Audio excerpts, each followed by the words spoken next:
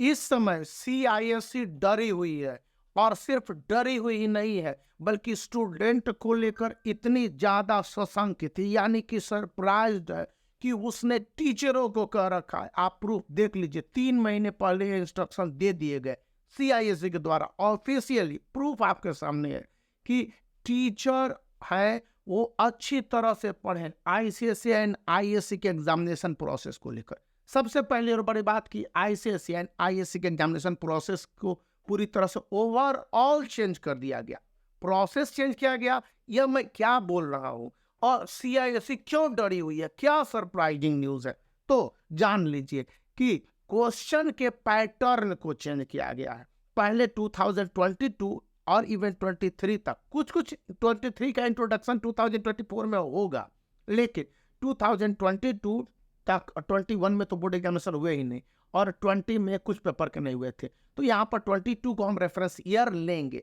वहां से question paper में चेंजेज आने शुरू हुए, रेफरेंस टू कंटेक्स्ट या ऑब्जेक्टिव टाइप क्वेश्चंस को। 22 को याद कीजिए, जब 2 बोर्ड एग्जामिनेशन हुए थे, एक ऑब्जेक्टिव दूसरा सब्जेक्टिव, तो वहां के बाद अभी आ गए हैं कि 20 मार्क्स के प्रत्येक क्वेश्चन पेपर में ऑब्जेक्टिव क्वेश्चंस पूछे जाएंगे। अब इन ऑब्जेक्टिव क्वेश्चंस पे पूछे जाने हैं, उसमें मल्टीपल चॉइस को आपके पास होंगे, बहुत 4 ऑप्शंस होंगे, तो वहां पर आपके अलग अलग तरह के नेचर वाले क्वेश्चन आएंगे। CBSE में पिछले साल जो रेफरेंस टू कंटेक्स्ट के अलावे सर्सन और रीजन वाले क्वेश्चन थे, CISE ने इस साल अडॉप्ट कर लिया।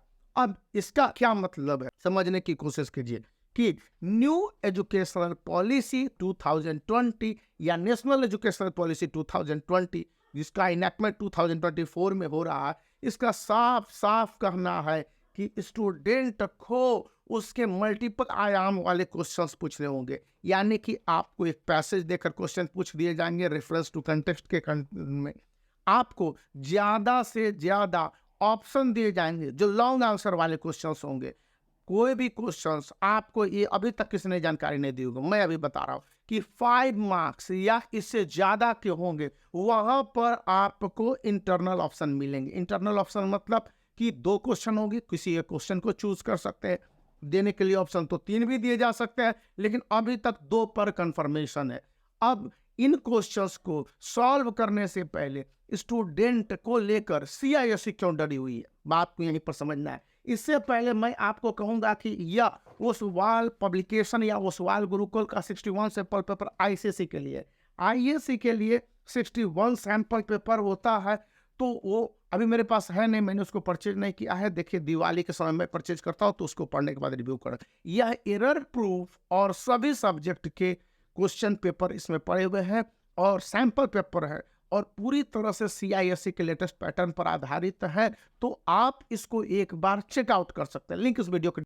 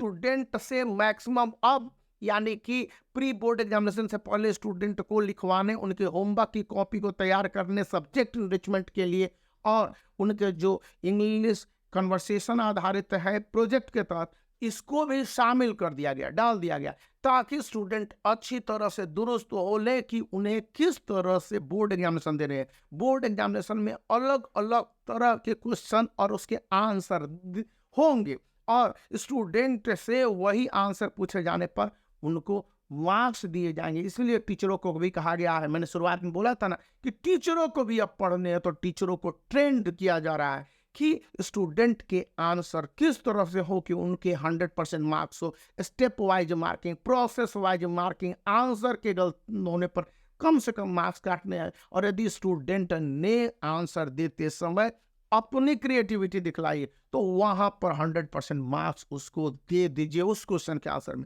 यानी कि किस तरह से बोर्ड एग्जामिनेशन की कॉपी का इवैल्यूएशन, कॉपी चेकिंग होनी है, इसको लेकर भी अब ट्रेनिंग का दौर शुरू होने वाला है। तो जानकारी मिलेगी, मैं आपको बताऊंगा। इस समय यह बातें हमारे साथ शेयर की गई, साझा किए गए, हमने अपने स्कूलों में वर्कशॉप के दौरान बताया, और आपको भी मैं बता रहा हूं क्योंकि ये बातें आपको पता होनी चाहिए।